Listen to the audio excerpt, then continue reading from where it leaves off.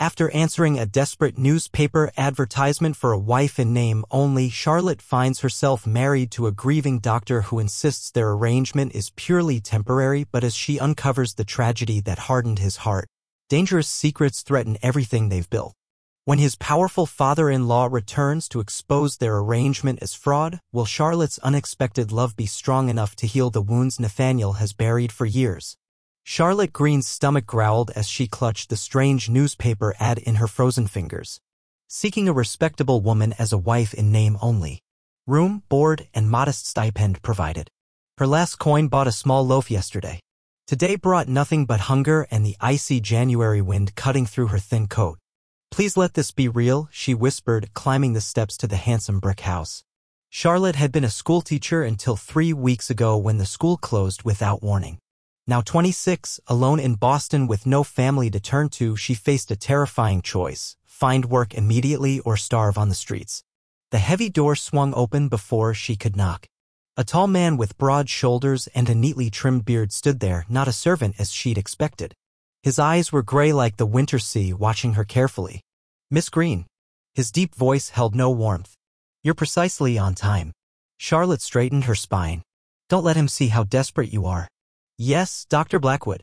I've come about your advertisement." He led her into a study where books were stacked in neat piles. The room felt unlived in, like a museum display. No family pictures sat on the mantel, only a single pocket watch under glass. "I'll be direct," Dr. Blackwood said, remaining standing while Charlotte perched on the edge of a chair.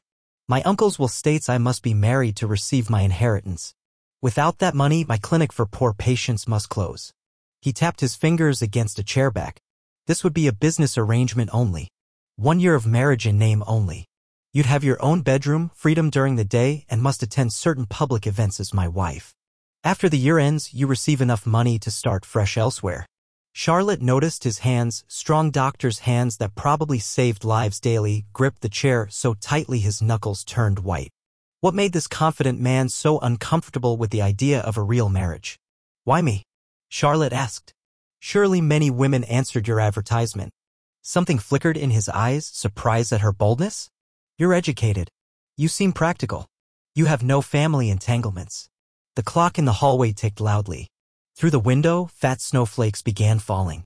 Charlotte thought of her rented room where the landlady had warned her pay by week's end or find somewhere else. She thought of the school headmaster's letter, no positions until September if then. When would this arrangement begin? Charlotte asked. "Tomorrow morning. The Justice of Peace will perform the ceremony at 9 o'clock. His gaze finally met hers directly. Something hidden flickered behind those stormy eyes, a secret pain she couldn't name. "Do you accept?" Outside, the snow fell harder, the world beyond becoming a white blur. Charlotte touched her empty pocket where her last penny had been spent. She thought of her parents' graves in Ohio, too far away to visit even if she could afford the train ticket. Who would miss her if she disappeared tonight? Who would even notice? "One question before I decide," Charlotte said, surprising herself with her courage. "The pocket watch on your mantel, whose is it?" Dr. Blackwood's face changed in an instant, becoming a mask of ice. "That is not part of our business arrangement, Miss Green." Charlotte knew then she'd glimpsed something important, something that explained the strange proposal from a man who clearly had wealth enough to marry properly. "I accept your offer," she said, the words falling between them like stones dropped in still water, creating ripples that would change everything. As he showed her out, promising to send a carriage tomorrow, Charlotte caught sight of a door upstairs, locked with a large key. What other secrets waited in this house? And what had happened to make a handsome, successful doctor need to buy himself a wife? "I now pronounce you man and wife." The Justice of the Peace closed his book with a snap that echoed in the nearly empty room. No family watched, no friends cheered, just 2 paid witnesses who looked bored by the 5-minute ceremony. Charlotte's heart hammered against her ribs as Nathaniel Blackwood, her husband now, slid a simple gold band onto her finger. The metal felt cold and strangely heavy, like shackles disguised as jewelry. "Sign here, Mrs. Blackwood," the clerk said with a yawn. Mrs. Blackwood. The name belonged to someone else, surely. Not to Charlotte Green, the schoolteacher who had slept in 6 different boarding houses over the past 3 years. Yet here she was, scrawling this new name in the marriage register, selling a year of her life for food and shelter. "Ready?" Nathaniel asked, not offering his arm as they stepped outside into freezing rain that turned the streets into sheets of glass. The carriage ride to her new home passed in uncomfortable silence. Ice pellets tapped against the windows like tiny fists demanding entry. Charlotte studied her new husband from beneath lowered lashes. In daylight, she noticed silver threads running through his dark hair, though he couldn't be much past 35. What troubles had aged him before his time? I should explain the household, Nathaniel said suddenly. Martha has been my housekeeper for 12 years. Thomas manages the grounds and heavier work. They know our arrangement and can be trusted to keep our secret. How much do they know? Charlotte dared to ask. A muscle jumped in Nathaniel's jaw. Enough. The carriage stopped before Charlotte could ask more questions. A plump woman with kind eyes but a tight mouth opened the door, curtsying slightly. Welcome home, Dr. Blackwood. And this must be the new mistress. Martha, this is Charlotte, Nathaniel said. Show her to the blue bedroom, please. Blue bedroom? Not their bedroom. Of course not. This was business, after all. This way, ma'am, Martha said, leading Charlotte up a curving staircase. Charlotte felt Nathaniel watching her climb the stairs. When she glanced back, his expression seemed torn between relief and something darker she couldn't name. The blue bedroom took her breath away, larger than any room she'd ever called her own, with a fireplace already crackling with golden flames. The bed had 4 posts and actual curtains to keep out drafts. A writing desk sat under the window overlooking a snow-covered garden. The wardrobe, ma'am, Martha said, opening its doors to reveal 5 dresses in different colors, all simple but made of fabrics Charlotte could never afford. There must be some mistake, Charlotte whispered, touching a deep green wool dress with actual velvet trim. The doctor ordered them yesterday, Martha said, watching Charlotte closely. Said his wife must look proper for her position, regardless of circumstances. Later, wearing the green dress that fit as if made for her, Charlotte entered the dining room. Nathaniel stood automatically when she appeared, then looked startled by his own action. You look. He began, then cleared his throat. The dress is suitable. They ate in silence until Nathaniel suddenly asked, Do you read French? The question surprised her. Yes, quite well. I taught it at my school. There's a library down the hall. My late uncle collected books in several languages. You're welcome to use it. Late that night, unable to sleep in the strange bed, Charlotte slipped downstairs with a candle. The library door creaked as she entered. Shelves stretched from floor to ceiling, filled with leather-bound treasures. She selected one at random and opened it to find an inscription written in elegant script, To my beloved Nathaniel, may these words bring you joy when we are apart. All my love, Elizabeth. Elizabeth? Charlotte traced the name with her fingertip. Who was this woman who had once called her husband beloved? The date below read Christmas 1881, just 4 years ago. A floorboard creaked behind her. Charlotte turned to find Martha standing in the doorway, her face half hidden in shadow. You should be careful about exploring at night, ma'am, Martha said softly. Some doors in this house are kept locked for good reason. What happened to her? Charlotte asked, holding up the book. To Elizabeth? Martha's face softened with sorrow. That's not my story to tell. But if you're to live in this house for a year, you should know there are ghosts here, not the kind that rattle chains, but the kind that haunt a man's heart. The next morning, Charlotte woke early and peered through frost-covered window panes to the street below. A carriage waited as Nathaniel emerged from the house, medical bag in hand. Just before stepping into the carriage, he paused, turning his face up to the weak winter sun. For a brief moment, his mask slipped, revealing such raw grief that Charlotte stepped back from the window. 1 year, she reminded herself. She had traded 1 year of her life for safety. But what price had Nathaniel Blackwood paid for his frozen heart? And why did that locked room upstairs make Martha speak of ghosts? The mysterious scratching sound from behind the wall woke Charlotte at midnight. She sat up, heart racing, as the noise came again, a slow, deliberate scrape like fingernails on wood. For 3 weeks she had been Mrs. Blackwood in name, sleeping in the strange bedroom, and never had she heard such an eerie sound. Clutching her shawl around her nightdress, Charlotte lit a candle and stepped into the silent hallway. The scratching stopped. The old house creaked and settled around her as she moved toward where she thought the sound had come from, the 3rd floor, where Martha always hurried her past a certain corridor with mumbled excuses. In the linen closet, searching for extra blankets to ward off the February chill, Charlotte spotted something glinting in the candlelight. A brass key hung on a small hook almost hidden behind stacked sheets. The servants had mentioned nothing about a locked room, yet Martha's nervous glances upward suddenly made sense.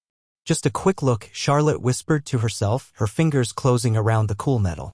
No harm in knowing the whole house. The stairs to the third floor groaned under her weight. At the top, cold air seeped through a poorly sealed window, making her candle flame dance wildly. The key fit perfectly into the lock of the mysterious door at the end of the hall. It turned with surprising ease, as if recently used despite Martha's claims that no one went there. The door swung open to reveal not cobwebs and forgotten furniture, but a perfectly maintained nursery. Charlotte gasped, the sound echoing in the silent room. A cradle draped with fine lace stood in the center, a rocking chair beside it still indented as if someone had just risen from it.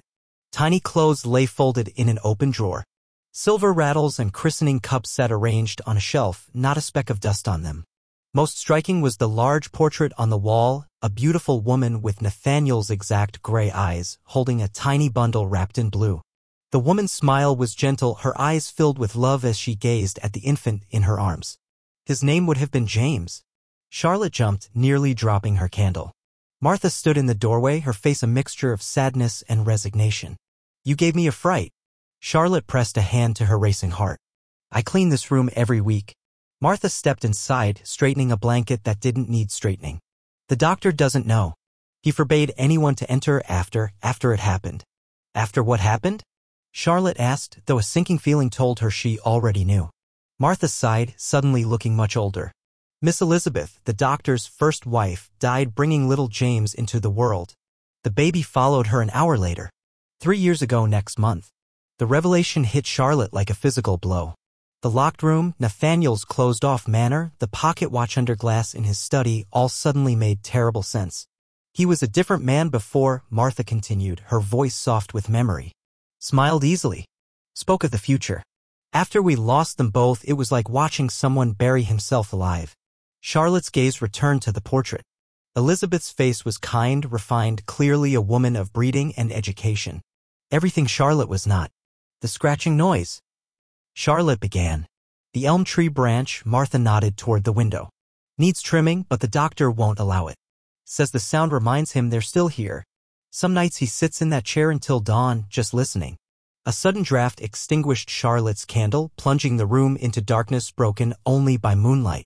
In that silvery glow, the cradle seemed to rock slightly, though no hand touched it. We should go, Martha whispered. This isn't a place for the living after midnight. That evening, Charlotte waited in the parlor long after Martha and Thomas had retired. The grandfather clock struck 11, then midnight, but still no sign of Nathaniel. Just as she was about to give up, the front door opened.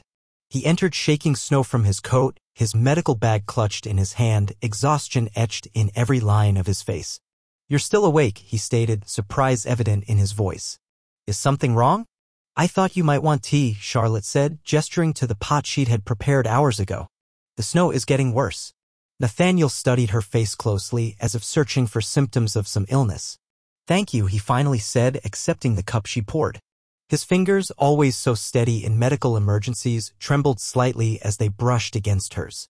They sat in what almost felt like comfortable silence, watching the fire's dying embers. I lost 2 patients today, he said unexpectedly. A mother and her infant son. Consumption. They lived in one room with no heat, surrounded by luxury they cleaned but could never afford. The parallel to his own loss hung unspoken between them. Charlotte's throat tightened. I'm so sorry.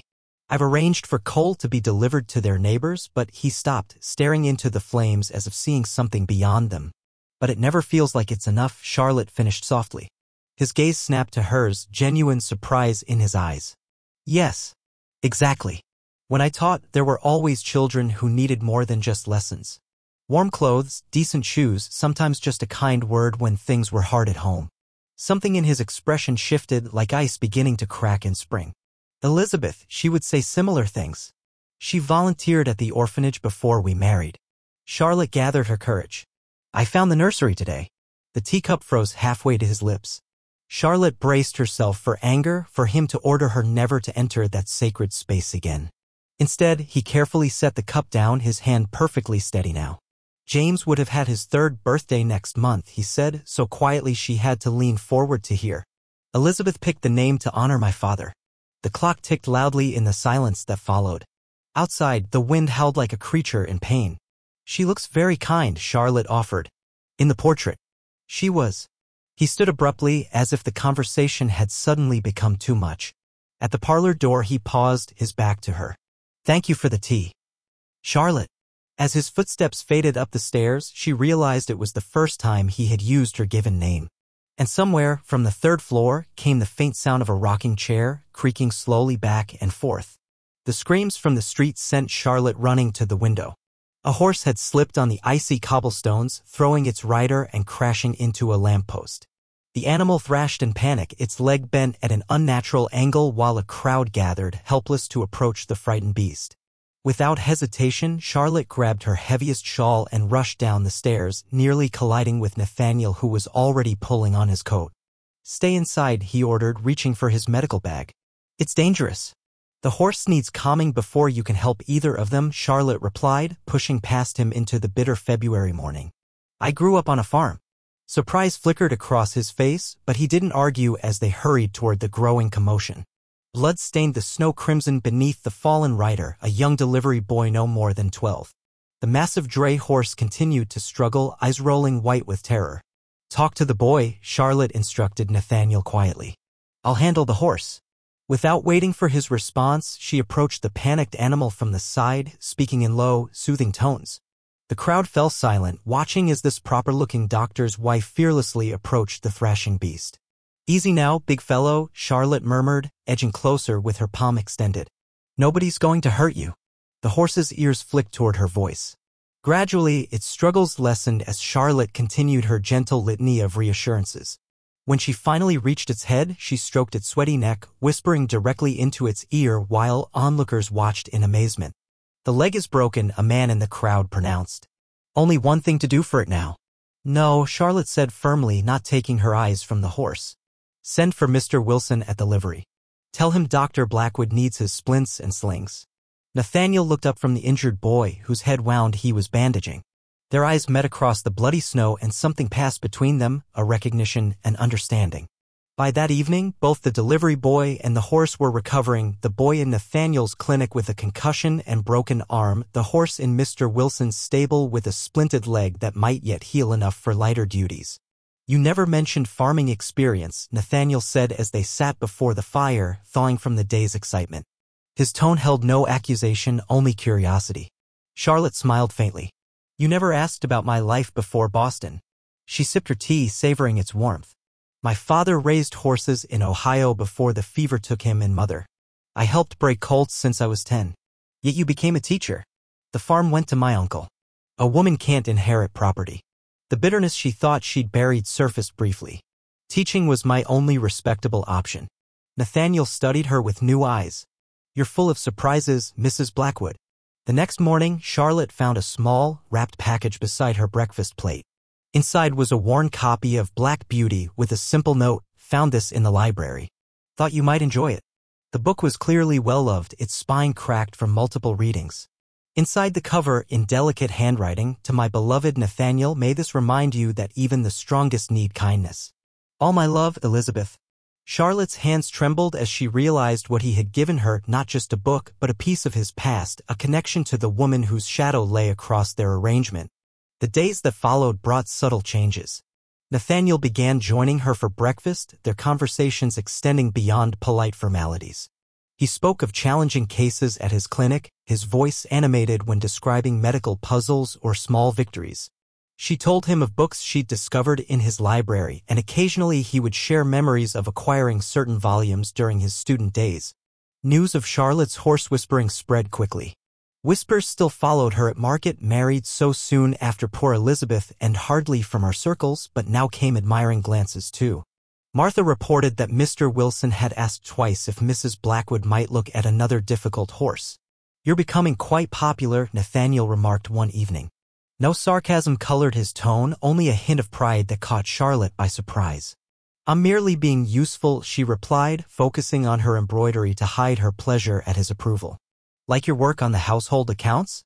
He raised an eyebrow. "Thomas tells me you've managed to reduce our coal expenditure while keeping the house warmer." Charlotte felt her cheeks warm. "Simple mathematics. Nothing special. Few people master simple mathematics as you have." He hesitated, then added, "Elizabeth struggled with figures. She had many talents, but accounts gave her headaches." It was the most natural reference to his late wife he'd ever made, not steeped in grief, but a simple sharing of memory. Progress, Charlotte thought, even as guilt nudged her for feeling pleased.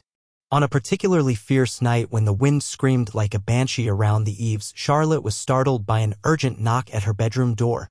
Wrapping her shawl tightly, she opened it to find Nathaniel fully dressed despite the late hour, his face tense but determined. "A difficult birth in the North End," he said, medical bag in hand. "The messenger says the midwife fears for both mother and child." He paused, then added words that changed everything. "I would value your assistance." 20 minutes later, they fought through snowdrifts toward a tenement building. The wind sliced through Charlotte's clothes, but excitement warmed her from within. This wasn't charity or pity, he genuinely wanted her help. The room was stifling despite winter raging outside. A young woman, barely 17, writhed on a thin mattress while an elderly midwife pressed cool cloths to her forehead. "This is my wife," Nathaniel introduced Charlotte simply. "She'll assist us." For hours, Charlotte boiled water, prepared supplies, and whispered encouragement to the terrified mother while Nathaniel worked with quiet confidence. When complications arose, the baby turned wrong, she watched his hands move with precision and skill, his earlier hesitation gone completely. "Hold her steady," he instructed Charlotte as he prepared to turn the infant. Their eyes met over the laboring woman, and in that moment they were truly partners, not doctor and assistant, not husband and convenient wife, but two people united in purpose. Dawn broke as a tiny wail finally filled the room. A boy, small but with healthy lungs, that announced his arrival with vigor. "You have a son," Nathaniel told the exhausted mother, placing the swaddled infant in her arms with such gentleness that Charlotte's heart twisted painfully. Outside, the storm had passed. The world lay transformed, harsh edges softened by pristine snow, the rising sun turning it to a field of diamonds. "Thank you," Nathaniel said as they trudged homeward, his voice gruff with fatigue and something deeper. "Your presence was essential." Charlotte nodded, too overwhelmed for words. Without thinking, she slipped her arm through his when she stumbled on an icy patch. To her surprise, he didn't pull away, instead adjusting his pace to her shorter steps. "The baby?" she asked after they'd walked in comfortable silence. "Will they manage?" "I believe so. The mother has family nearby." He paused, then added softly, "I'll check on them tomorrow." Another pause, longer this time, before he spoke words that felt weighted with significance beyond their simple meaning. "Would you like to accompany me?" Charlotte looked up to find him watching her, snow catching in his beard and hair, his eyes clearer and more present than she'd ever seen them. In that moment, standing in the newborn sunshine with the taste of shared purpose still fresh between them, Charlotte realized their careful arrangement was shifting into something neither had planned for. "Yes," she said, heart racing despite her exhaustion. "I would like that very much indeed." The door to Nathaniel's clinic slammed open, a frantic father carrying a small boy whose lips had turned an alarming shade of blue. Charlotte dropped the supply ledger she'd been organizing and rushed forward as Nathaniel emerged from his office. He swallowed something, "A button from my wife's sewing box." The man's voice cracked with panic. "He can't breathe right." Without hesitation, Nathaniel took the child, whose small chest heaved with desperate attempts to draw air. "Charlotte, the small examination room." "Quickly." Their eyes met in perfect understanding. No longer doctor and pretend wife, but partners in a desperate race against time. Spring sunshine streamed through the windows as Charlotte prepared the instruments Nathaniel requested, her hands steady despite her pounding heart. March had brought new life to Boston, green buds on trees, warmer breezes replacing winter's bite, but this child's life hung by a thread. "Hold him just so," Nathaniel instructed, his voice calm yet urgent. "I need to see exactly where the obstruction is." Charlotte cradled the boy's head at the precise angle needed, whispering soothing words as Nathaniel worked with careful precision. When the button finally came free and the child drew a ragged, blessed breath, tears sprang to her eyes. "You saved him," she whispered as the boy was reunited with his sobbing father. Nathaniel shook his head. "We saved him." That evening, they walked home through streets washed clean by a gentle rain.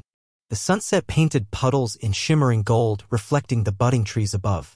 Charlotte's skirt swished against the damp cobblestones, her steps lighter than they'd been in months. "You know," Nathaniel said, breaking their comfortable silence, "you show remarkable skill with patience. The way you calmed that boy today, even experienced nurses struggle with frightened children." Heat rushed to Charlotte's cheeks. "Teaching taught me patience. Children sense fear and dishonesty immediately." "You have a true gift," he replied, helping her step over a particularly deep puddle. His hand remained at her elbow longer than necessary. You see people, not just their problems. Charlotte's heart fluttered at the unexpected praise. I only you. Elizabeth said something similar once. He interrupted, then paused as if surprised by his own words. For the first time, he'd spoken his late wife's name without pain shadowing his features. She wanted to become a nurse, but her family thought it beneath a woman of her standing. Charlotte absorbed this freely given piece of his past, a treasure offered rather than a secret guarded. She sounds like a remarkable woman. She was. A small smile touched his lips. You would have liked each other, I think. The words hung between them, significant and strange. How could he compare his real wife with his temporary one? Yet something undeniable had begun growing between them, fragile as the first spring shoots pushing through winter soil. Their new closeness drew attention. At the hospital's spring fundraising gala, Charlotte caught whispers behind painted fans and pointed glances. Wearing a borrowed gown of deep blue silk, it will match your eyes, Martha had insisted while helping her dress. She felt painfully visible among Boston's elite. That's her, Dr. Blackwood's new wife. Barely 6 months after poor Elizabeth's passing. And I heard she was merely a schoolteacher. Someone mentioned a newspaper advertisement. Can you imagine anything more sordid? Charlotte's fingers tightened around her champagne glass, the bubbles suddenly tasteless. She'd known there would be gossip, but hearing it so openly stung like a physical blow. Ah, Mrs. Harrington, Mrs. Caldwell? Nathaniel's voice came from directly behind her, startling Charlotte with its proximity. His hand settled at the small of her back, warm and steadying. I see you've noticed my wife. Charlotte has been instrumental in establishing our new education program for expectant mothers. Our infant mortality rates have already shown improvement. Perhaps you'd like to make a donation toward expanding these vital services? The women's faces flushed with embarrassment as they stammered apologies and retreated. Charlotte turned to Nathaniel in amazement. That was unexpected. His hand remained at her back, a gentle pressure that felt strangely like a claim. They had no right to speak of you that way. You are my wife, Charlotte. His eyes held hers with unexpected intensity. Even if our beginning was different. That night, walking home beneath a canopy of stars, something had shifted between them. Charlotte felt it in the decreased distance between their bodies as they walked, in the way Nathaniel's hand occasionally brushed against hers. At home, he helped remove her wrap, his fingers lingering at her shoulders. The grandfather clock ticked loudly in the silence as they moved to the parlor, sitting closer than ever before on the settee before the dying fire. Our arrangement, Charlotte finally said, gathering her courage like scattered pennies. We've nearly reached the halfway point. Nathaniel added another log to the fire, sparks dancing upward. Indeed. I've been thinking about what comes after. Her heart hammered against her ribs. I've grown to love the work at the clinic. Perhaps I could train properly as a nurse. He turned to her, firelight casting half his face in golden light, the other in shadow. You wish to stay in Boston? The question carried weight beyond its simple words. Charlotte opened her mouth to answer, but uncertainty stole her voice. What was she really asking? What did she want him to say? The clock struck 11 with jarring chimes. Nathaniel stood, offering his hand to help her rise. It's late. We should rest. At the foot of the stairs, Charlotte gathered her courage once more. Nathaniel, A sudden pounding at the front door shattered the moment. Thomas hurried from his quarters, revealing a disheveled boy clutching an envelope. Urgent telegram for Dr. Blackwood, sir, the boy gasped. Charlotte watched Nathaniel's face drain of all color as he read the message. What's happened? Elizabeth's father, he said, his voice hollow. He's returning from Europe next week. His lawyer wants a meeting about my marriage and the inheritance. The paper trembled visibly in his hand. Jonathan Winthrop never thought I was good enough for his daughter. If he discovers our arrangement, he won't, Charlotte said firmly, taking the telegram from his shaking fingers. Whatever comes, we'll face it together. Nathaniel stared at her with wonder, as though seeing something he'd never noticed before. Then doubt clouded his features again. This is far beyond what you agreed to. Charlotte reached for his hand, surprised by her own boldness. Plans change, Nathaniel. She squeezed his fingers gently. People change too. The crash of breaking glass jolted Charlotte awake. She grabbed her robe and rushed downstairs to find Nathaniel in the darkened library, a shattered whiskey tumbler at his feet, his face ghostly in the moonlight streaming through the window. He knows everything, Nathaniel whispered, holding up a letter that had arrived by late messenger. Jonathan Winthrop has proof of our arrangement. Charlotte's stomach dropped like a stone thrown into a deep well. For a week they'd hoped Elizabeth's father might delay his return from Europe, might never discover their secret. That hope now lay as broken as the glass on the floor. What proof? She asked, carefully stepping around the glittering shards to reach him. The original advertisement. A witness who overheard us discussing terms at the justice's office. Nathaniel's voice sounded hollow, defeated. He arrives tomorrow to discuss the situation before taking his evidence to the hospital board. Lightning flashed outside, followed by a low rumble of thunder. The spring storm that had been threatening all evening had finally broken, rain beginning to lash against the windows like tiny fists demanding entry. Charlotte took the letter from his unresisting fingers. Then we'll be ready for him. That night, neither slept. Instead, they sat before the library fire, talking more openly than ever before. Nathaniel spoke of his first meeting with Elizabeth at a medical lecture she had attended against her father's wishes, of their secret courtship, of Winthrop's fury upon discovering his daughter had fallen in love with a doctor whose passion lay in helping the poor rather than building a fashionable practice. He only gave us his blessing when Elizabeth threatened to elope, Nathaniel said, watching the flames dance. And even then he never truly accepted me. When she died, his voice caught. He blamed me for not saving them. Charlotte reached across the space between their chairs, taking his hand. No doctor can prevent every tragedy, not even when it strikes their own family. His fingers tightened around hers. I blamed myself too for a long time. Morning arrived with relentless sunshine that mocked their dread. Charlotte dressed with particular care, choosing her most respectable blue dress, pinning her hair in a simple but elegant style. When Martha brought up tea, her eyes were knowing. Best china's been set out in the parlor, ma'am. Thomas has polished the silver candlesticks. Charlotte smiled gratefully. Thank you, Martha, for everything. The housekeeper hesitated at the door. If I may speak freely, ma'am? When the doctor placed that advertisement, Thomas and I feared what kind of woman might answer. We never expected. She straightened her apron. Whatever happens today, you belong in this house now. The steady clop of hooves and crunch of carriage wheels on gravel came precisely at 2 o'clock. Charlotte stood beside Nathaniel in the entry hall, her heart beating so loudly she was certain their visitor would hear it. Jonathan Winthrop was exactly as she had imagined from Nathaniel's descriptions, tall, imposing, with silver hair and cold eyes that assessed her instantly as if pricing livestock at auction. He handed his expensive hat and walking stick to Thomas without acknowledgement. So, he said, after the barest nod of greeting, you are the woman who has taken my daughter's place. Charlotte straightened her spine. I am Nathaniel's wife, yes? The parlor crackled with tension as they sat, Winthrop declining tea with a dismissive wave. Outside, birds sang cheerfully in the garden, oblivious to the storm brewing indoors. I'll come directly to the point, Winthrop said, removing folded papers from his coat. My sources tell me this marriage is a sham hastily arranged to satisfy my brother-in-law's ridiculous will. A transaction to secure the inheritance. Nathaniel's jaw tightened visibly.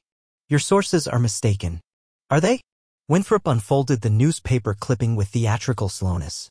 An advertisement from January. The description matches your circumstances precisely. His cold eyes fixed on Charlotte. How much did he offer you? Whatever it is, I'll double it if you admit this charade now. Charlotte felt Nathaniel stiffen beside her on the settee. Before he could speak, she reached for his hand, lacing her fingers through his in full view of their visitor. Mr. Winthrop, she said, keeping her voice steady, I understand your pain. Losing Elizabeth and your grandson was a terrible blow. But attacking our marriage won't bring them back. You dare speak her name? Winthrop's face flushed with sudden anger. Elizabeth was everything graceful and accomplished, a proper wife for a physician. What are you but an opportunist taking advantage of a grieving man's weakness? That's enough. Nathaniel shot to his feet, his voice sharper than Charlotte had ever heard it. Charlotte is my wife. Our marriage is legal and binding. You will respect her in my home. Winthrop stood too, his height almost matching Nathaniel's. If you continue this pretense, I will contest the will. I will tell everyone in Boston about this shameful arrangement. Your clinic, your good name, everything will be ruined. Then do it, Nathaniel challenged, his voice dangerously quiet. But remember that Elizabeth supported my work with the poor even when you disapproved. Would you destroy what she helped create just to punish me? Something flickered across Winthrop's face, uncertainty breaking through anger. Without another word, he snatched up his papers and strode toward the door. His parting shot came from the threshold. You have until tomorrow to end this farce. After that, I show these papers to the hospital board. The front door slammed with enough force to rattle the crystal decanters on the sideboard. The sound of carriage wheels faded down the drive, leaving a silence so complete Charlotte could hear the ticking of the mantel clock, the soft patter of rain resuming outside. She realized she was still clutching Nathaniel's hand. When she tried to let go, he tightened his grip. "Charlotte, I'm so sorry," he said, his voice rough with emotion. "I never meant for you to face such ugliness." "Nathaniel, please, let me finish." He took a deep breath, leading her back to the settee where they sat closer than before. "Our arrangement was supposed to be simple. A business matter, nothing more. But these months with you." His eyes searched hers, vulnerable in a way that made her breath catch. "I find myself dreading June, when our year ends." Charlotte's heart pounded against her ribs like a wild thing seeking escape. "What are you saying?" "I'm trying to say that what began as convenience has become." He ran his free hand through his hair in frustration. "Words fail me. I've never been good at expressing." "Then don't use words," Charlotte whispered, surprising herself with her boldness as she leaned forward to press her lips gently to his. For a heartbeat, he remained completely still, and Charlotte feared she had misread everything. Then his arms came around her, drawing her closer as he returned the kiss with an intensity that made her dizzy. When they finally separated, he rested his forehead against hers. "Winthrop will carry out his threats. He's a powerful man in the city. Then we'll face whatever comes together," she said, her fingers brushing against his cheek. "As husband and wife. For real this time, not just on paper." Outside, the rain had stopped.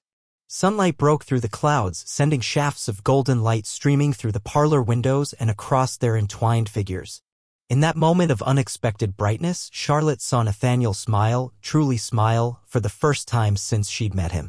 The letter arrived on a sweltering June morning, the elegant handwriting striking fear in Charlotte's heart before she even broke the seal.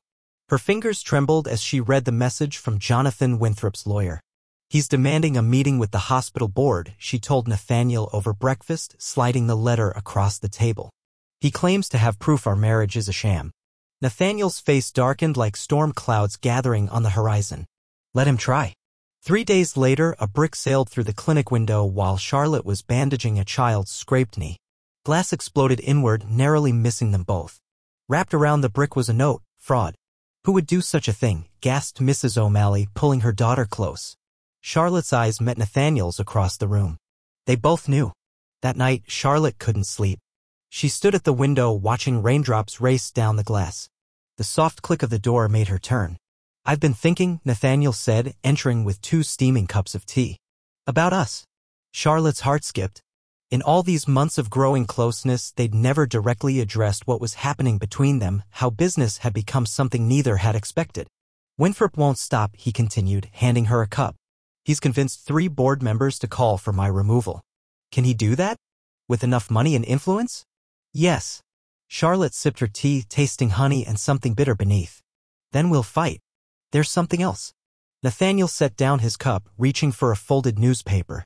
"This was delivered today." The advertisement was circled in red ink, seeking information on arrangement between Drive N, Blackwood and C. Green. "Substantial reward offered." "He's trying to find someone who knows about our agreement," Charlotte whispered. "The only people who know the full truth are in this house. Martha and Thomas would never betray us." Nathaniel ran a hand through his hair. "But if he finds the original advertisement, finds the justice who married us." A knock at the front door startled them both. "At this hour?" They hurried downstairs together to find Thomas already answering it. In the doorway stood a small, soaking wet boy clutching a note. "Emergency at Widow Sullivan's," he gasped. "The baby's coming early." Nathaniel grabbed his medical bag. Charlotte was already reaching for her shawl. "You don't need to come," he said. "It's pouring." "Your patients trust me now," she replied simply.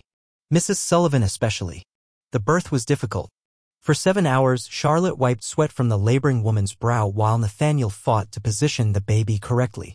When the tiny girl finally arrived, blue and silent, Charlotte held her breath along with everyone in the cramped room. "Come on, little one," Nathaniel whispered, rubbing the infant's chest with practiced hands. The baby's first cry pierced the dawn silence like a miracle. Later, as they walked home through streets washed clean by rain, Charlotte felt a new certainty settling in her bones. "We saved them both tonight." "We did," Nathaniel agreed, his face showing the same wonder it always did after a successful birth. "You were remarkable." Do you ever think about it? She asked suddenly. Having children of our own? His steps faltered. In all their months together, they'd never spoken of the locked nursery, of the possibility of filling it again someday. Before he could answer, a carriage pulled alongside them, its black lacquer gleaming in the morning light.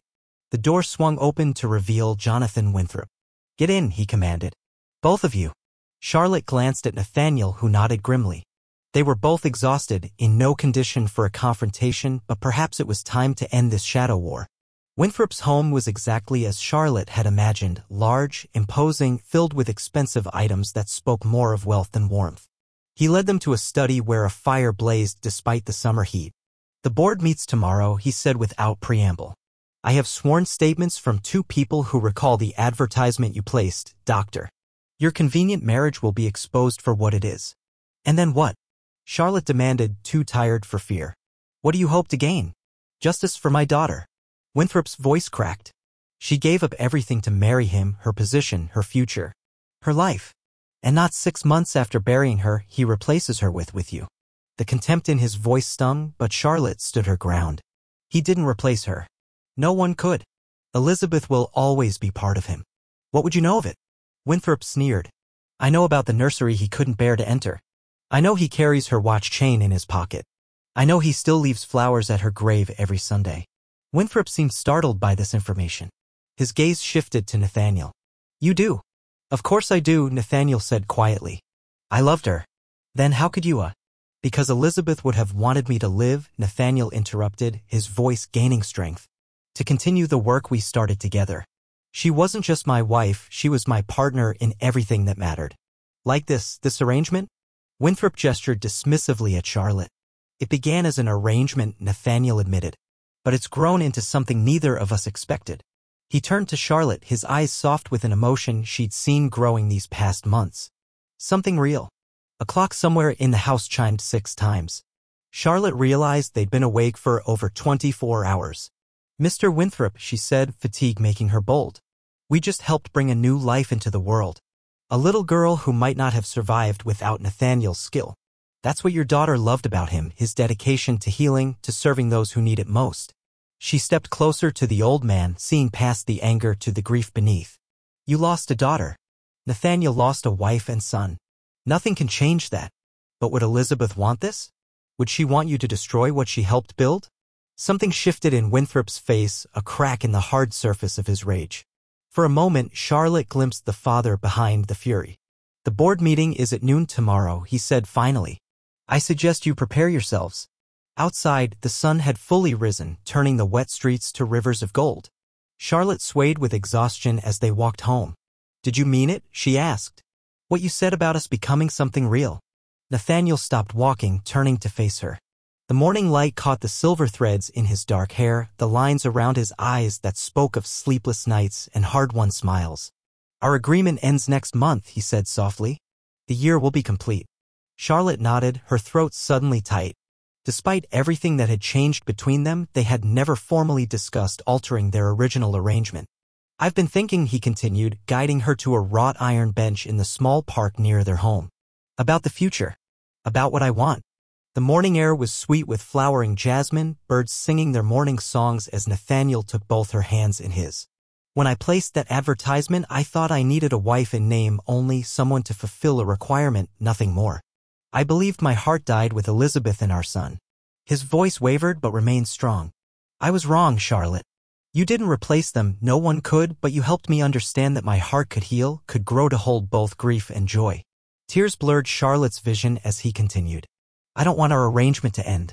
I want a real marriage, a true partnership." He reached into his pocket and withdrew a small velvet box. Inside nestled a ring with a single pearl surrounded by tiny diamonds. "This was my grandmother's. I'd be honored if you would wear it as my wife, not for convenience, but for love." Charlotte looked at the man before her, no longer the cold, distant figure who had interviewed her in a parlor swept by winter winds, but a partner, a friend, a lover who had gradually revealed himself to her as she had to him. "Yes," she whispered, allowing him to slide the ring onto her finger alongside the simple band from their first ceremony. "Yes." Under a canopy of morning light, they sealed their new vows with a kiss that tasted of promise and possibility. But as they walked home hand in hand, Charlotte couldn't help wondering what tomorrow's board meeting would bring and whether their newfound happiness was about to be shattered before it truly began. The hospital board meeting room buzzed with whispers as Charlotte and Nathaniel entered. Sunlight streamed through tall windows, illuminating the 12 stern faces seated at the polished table. In the corner sat Jonathan Winthrop, his silver head held high, papers stacked neatly before him like weapons. Dr. Blackwood, Chairman Willis began, serious allegations have been made concerning the legitimacy of your marriage and, by extension, your inheritance rights. Before we proceed, The doors swung open with a bang. Martha hurried in, followed by Thomas and a crowd of people Charlotte recognized from the clinic, patients of all ages and backgrounds. What is the meaning of this interruption?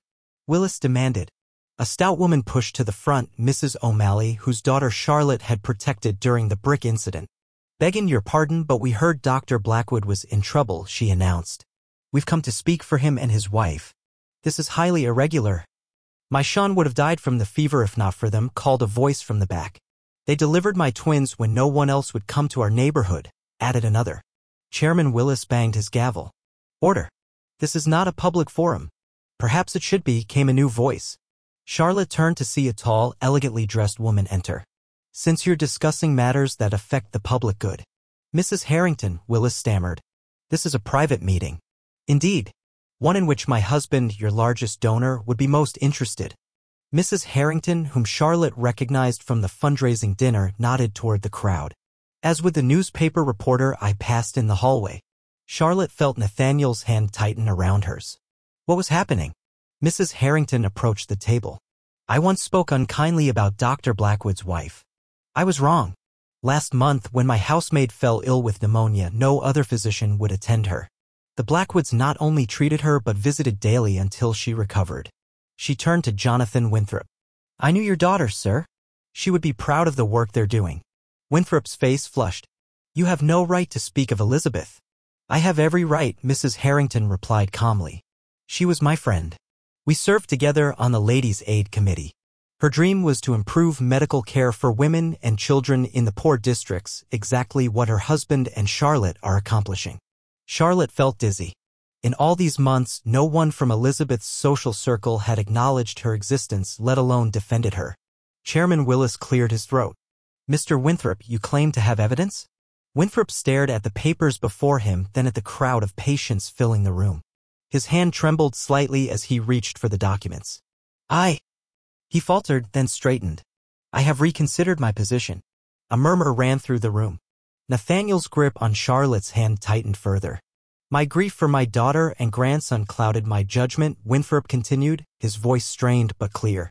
I wish to believe Dr. Blackwood dishonored her memory because that was easier than accepting she was truly gone. He gathered the papers into a neat stack and, to Charlotte's astonishment, tore them in half. I withdraw my complaint. The board meeting dissolved into chaos, relief from their supporters, confusion from board members, Mrs. Harrington's satisfied smile. Through it all, Charlotte remained rooted to the spot, scarcely able to believe what had just occurred. Outside, autumn's first chill tinged the air as they emerged into sunlight. Their supporters surrounded them with congratulations and well-wishes before dispersing back to their daily lives. How did they know to come? Charlotte asked Martha, who smiled mysteriously. News travels fast in the city, was all she would say. That evening, a knock at their door revealed Jonathan Winthrop standing stiffly on their porch with a small wooden chest. These belong to Elizabeth, he said without greeting when Nathaniel opened the door. Her journals, some keepsakes. Things a husband should have. Things a wife should know about her predecessor. Charlotte stepped forward. Would you like to come in for tea, Mr. Winthrop? He hesitated, then nodded once, sharply. In the parlor, they sat in awkward silence until Nathaniel spoke. Why did you change your mind today? Winthrop stared into his teacup. Last night, after you left, I couldn't sleep. I went to Elizabeth's old room, I've kept it just as it was, and I found this. He withdrew a letter from his pocket. It was wedged behind her dresser, apparently fallen there and forgotten. He handed it to Nathaniel. It's addressed to you from the week before she died. With shaking hands, Nathaniel unfolded the yellowed paper. As he read, tears filled his eyes. She knew, he whispered.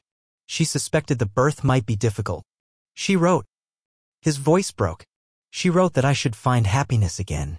That she wanted me to live fully, not just survive. Charlotte's throat tightened as Nathaniel passed her the letter. Elizabeth's handwriting was elegant but warm, the words those of a woman facing her mortality with extraordinary grace. "I never saw this," Nathaniel said, looking up at his former father-in-law. "Why show it to me now?" "Because I was wrong," Winthrop admitted, the words seemingly painful to voice. "Elizabeth would have despised what I've done. And because—" He paused, looking at Charlotte directly for the first time. "Because I saw you with those patients today. I saw how they trust you both. My daughter chose a good man. And it appears he has chosen well again." 3 days later, Charlotte stood at the door of the third-floor nursery, key in hand. Beside her, Nathaniel waited, his face a mixture of apprehension and hope. "Are you ready?" she asked. He nodded and she turned the key. Together, they entered the room that had been sealed in grief for so long. "I think," Charlotte said gently, "it's time to bring some fresh air in here." They opened the windows, letting autumn breezes sweep away the stillness.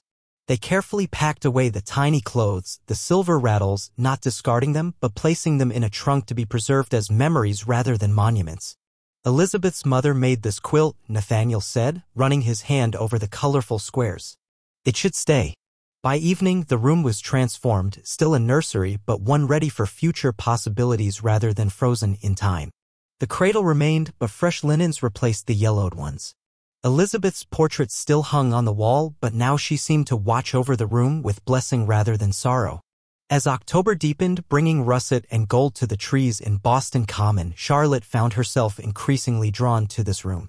Sometimes she would sit in the rocker by the window, reading or sewing, imagining what might come to pass. It was in this room, as the first snow of winter dusted the city, that she felt the first fluttering movement within her. For weeks she had suspected, but now she knew with certainty. She found Nathaniel in his study reviewing patient records. "I have something to tell you," she said. His face, once so guarded and grave, now brightened at the sight of her. "What is it?" "The nursery won't be empty much longer," she said simply. His pen clattered to the desk as understanding dawned. In 2 strides he was beside her, his hands gently cradling her face. "Are you certain?" "Yes," she whispered. "In spring." Joy and trepidation mingled in his eyes. "Charlotte, I know." She placed her hand over his heart. "I'm not afraid." The following Sunday, they walked together to the small cemetery on the outskirts of the city. Charlotte stood at the iron gates, a bunch of late-blooming wildflowers clutched in her gloved hand. "Are you certain?" Nathaniel asked beside her, his concern evident. "Yes," she said simply. "It's time."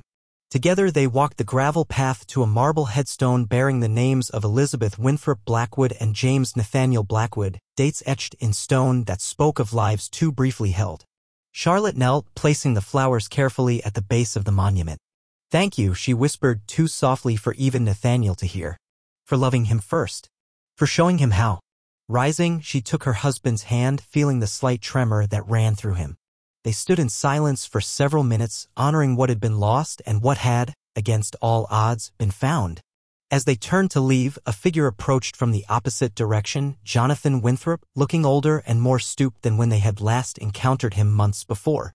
He stopped short at the sight of them, his expression softening when he noticed Nathaniel's protective hand at Charlotte's waist. "You're expecting," he said, "not a question but a statement." Charlotte nodded. "In April." For a moment, none of them moved. Then Charlotte, summoning her courage, stepped forward. "Mr. Winthrop," she said gently, "would you join us for Sunday dinner today? The invitation has been open since summer." The old man's eyes widened in surprise. He looked from Charlotte to Nathaniel, then back again, searching for mockery or deceit and finding none. He began, then cleared his throat. "I would be honored." Nathaniel stepped forward to stand beside Charlotte. "We've reopened the nursery," he said quietly. "Not as a shrine, but as a room of possibility. Elizabeth would have wanted that, I think." Something in Winthrop's stern countenance softened, his eyes brightening with unshed tears. "Yes," he agreed. "She would have." "We'll expect you at 4, then," Charlotte smiled, taking Nathaniel's arm as they continued down the path. Behind them, autumn leaves swirled in a gentle eddy, dancing on currents of air before settling once more. Life moving forward even as it honored what came before. As they passed through the cemetery gates, Nathaniel paused, drawing Charlotte close. "Did I ever tell you," he said, his breath warm against her ear, "about that January morning when I watched a young woman climb my front steps, clutching a newspaper clipping as if it were a lifeline? How something told me even then that my life was about to change?" Charlotte smiled up at him, remembering the cold, the fear, the desperate leap of faith that had brought her to his door. It was only supposed to be temporary, she mused. A year of convenience. Nathaniel's laugh, once so rare, now came easily as he pulled her close. Some of life's greatest gifts arrive in unexpected packages, he said, his eyes drifting to the slight curve of her abdomen. And the wounds we think will never heal often become the very places where new life begins. Above them, the October sky stretched endless and blue, promising seasons yet to come, winters and springs, summers and autumns, all to be faced together.